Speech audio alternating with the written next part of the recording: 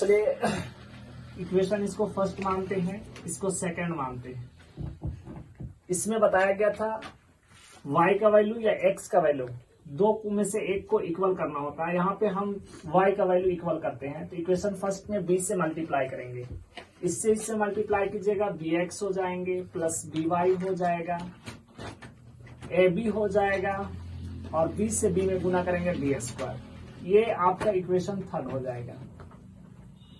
ax minus by is equal to a² minus b²।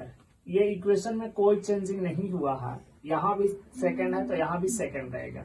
ये देखिए कि एक आपका प्लस एक आपका माइनस, तो यहाँ लिखने के लिए आपको बताया गया था जोड़ने पर, तो ये से ये खत्म हो जाएंगे, ये दोनों को ऐड करेंगे तो ax plus bx is equal to b² से b² भी कैंसिल हो जाएंगे, a² प्लस ab हो जाएगा।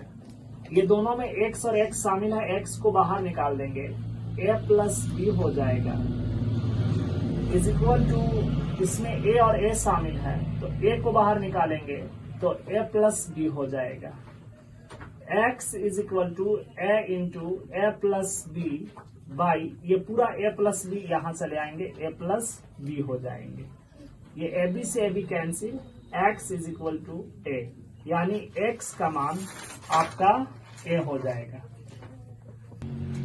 समीकरण एक में x का मान देने पर समीकरण एक कितना है, x plus y is equal to a plus B.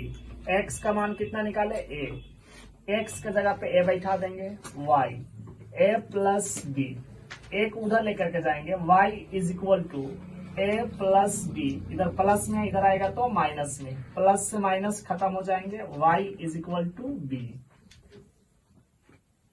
आप लास्ट में लिखेंगे अतः x का मान a और y का मान b, यही आपका आंसर हो जाएगा।